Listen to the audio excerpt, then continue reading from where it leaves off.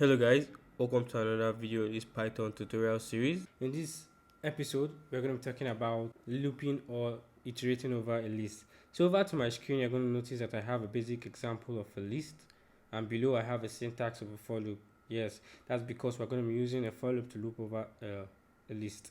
So you remember in my previous video I said to do a basic for loop, we put the keyword for, then the variable in, then we put a range. Then we have the start, the stop, and the stepper.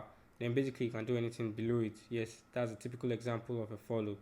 But before we use this typical example, let's go over a more easier one. And how do we do that? It's still a for loop, but then it's a bit more easier than this. We say for, we put the name of a variable for the list, fruit, then in, don't forget the in, then we can say the name of our list, fruit.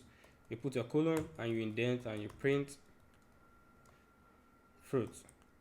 So typically, this is another easier way of looping over a list. You see we have apple, orange, banana, strawberry, and cherry. So how do we use the typical way we all know? Before we do that, we have to find the length of our list. And how do we find the length of our list? We introduce a new word called len. Then we put in the name of our list, fruit. So basically, this gives us the length of our list. How do we use it? This is how we use it down here.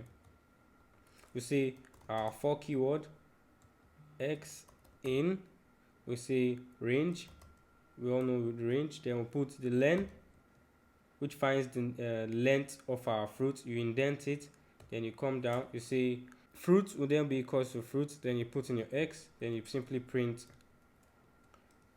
your fruit.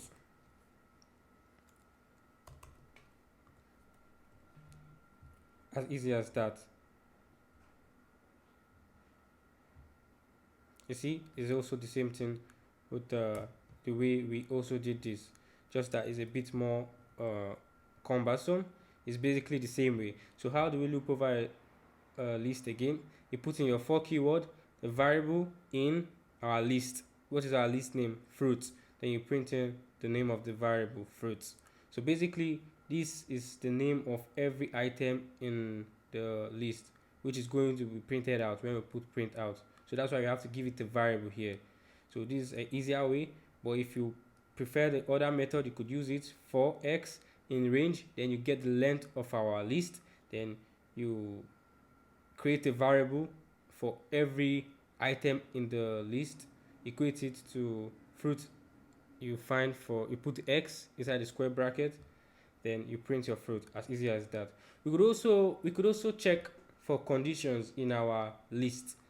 How do we go about that? So let's say we want to check if there is cherry in our list. So how do we do that? First of all, after we say for fruit and fruit, we could say if fruit is equals to, now it's not the usual equals to we're using the equivalent comparison operator, not the assignment operator equals to. We're using the comparison operator now. If fruit is the same as cherry that we want to find, if there's cherry, then we could say print, remember your indentation, we could say print cherry found, else